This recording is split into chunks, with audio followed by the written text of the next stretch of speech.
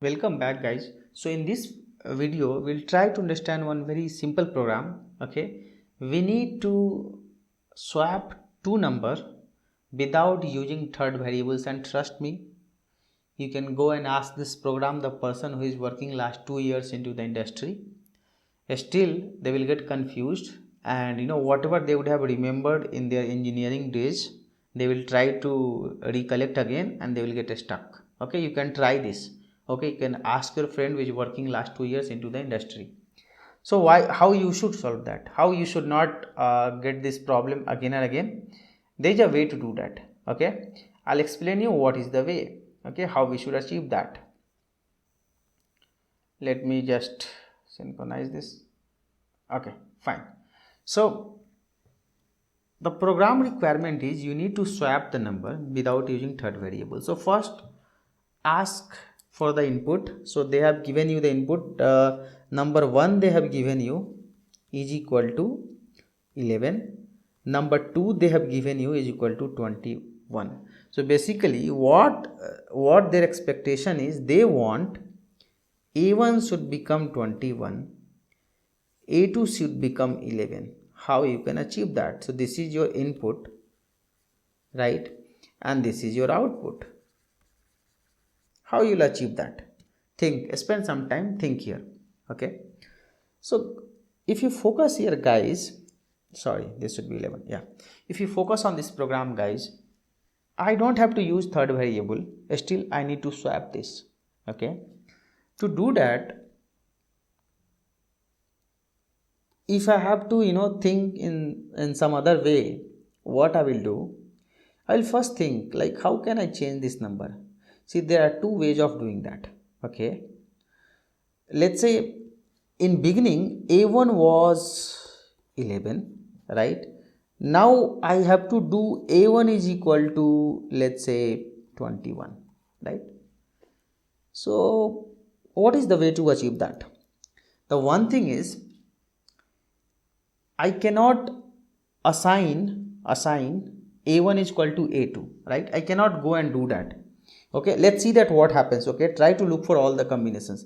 If I will go and if I will do a1 is equal to a2, okay, if I will do that, yes, I will get one output because my a1 will become 21.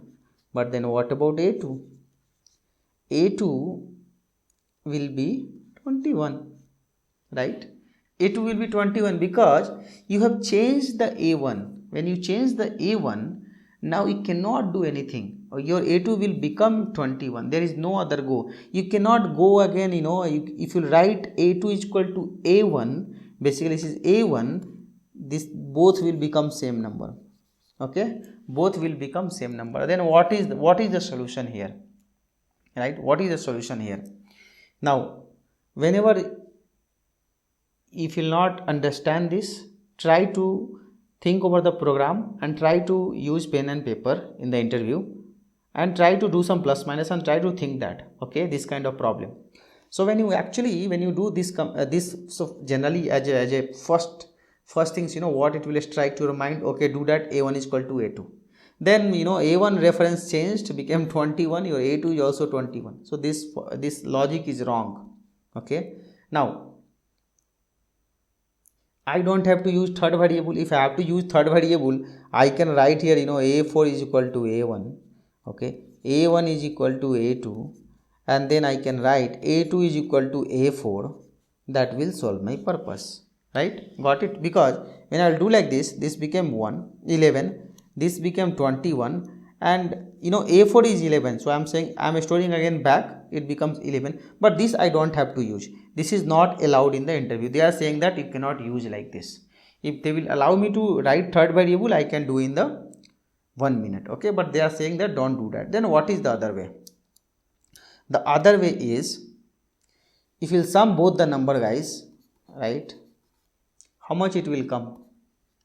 If you sum both the number, it will become, this is 2 and this is 3, 32, right? Now when you sum both the number, it became 32.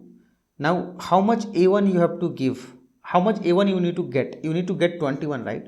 So if I will do a1 is equal to the sum minus, okay, if I'll do sum minus a1 basically, okay, whatever the number you have.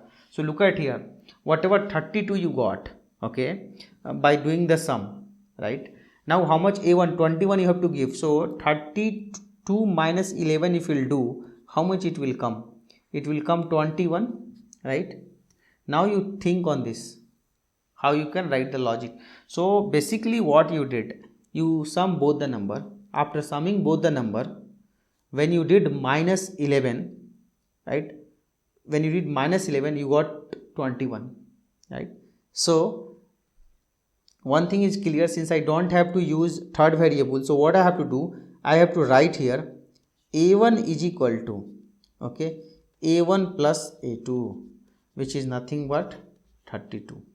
So a1 I got 32, right, by writing like this, but a1 I have to get basically 21, right, a1. So I can write here a1 is equal to a1 minus, right, a1 minus a2, which is nothing but already got changed to 31 in the previous conditions. So 32 minus 21, which is nothing but 11, and then I can write yeah, this is my a1, okay. Then what is my a2? My a2 is going to be, again, sorry, this is my a2 guys, okay, this is my a2. I did one mistake guys. So first you need to find the a2. I'll tell you why you should find first a2, why not a1, because if you'll find a1 here, whatever you have done here, no, this will get overridden, right? Whatever 32 you got, this will get overridden. So first find a2, and a2 what you need a2 is equal to 11, okay. So I did one mistake, I'll correct this, okay. Generally even I don't remember this program, I'm thinking here and I'm writing that. So let's erase this. Why I'm saying that you have to do like this, the reason being is why you should find first a2, not a1. So first find a2. A2 is equal to a1 minus, okay, a1 32 minus, right, if you will get 21, which is nothing but a2, you will get 11, because 32 minus, if you look at here, 32 minus, and what was a2? In the beginning a2 was 21, if you do 21 is equal to get 11. That's what basically you are looking for. If you look at here, you are looking for 11. So you got one output. So a2 you got. Now how do you get basically a1 now, right? So let's explain that. So to get a1, I can write, since my a1 is still 32 guys, did not change. So a1 is going to be a1, okay. So do a1 minus what? a2, okay. If you will do a1 minus a2, which is nothing but 32 minus 11, which is nothing but 21, is not this one a1, right? So you got the logic. So basically after summing that, you are doing that a1 minus a2, and again you are doing that a1 minus a2. Did you understand? See, if you will feel like both the same, but both are acting in the different way. Because why it is acting in the different way guys? Because this data is getting changed, right? The data is getting changed, because if you look at here, if I have to erase this and then I have to explain you, let's remove everything. Yeah, now focus here on the program, it will be crystal clear. You have summed the number, okay. When you sum the number, you got this. When you got that, then you need to write a2. When you need to write a2 is basically your expectation is your a2 should be, this is your expectation. So let me write the expectations also. Your expectations is a2 should be 11. That is your expectations.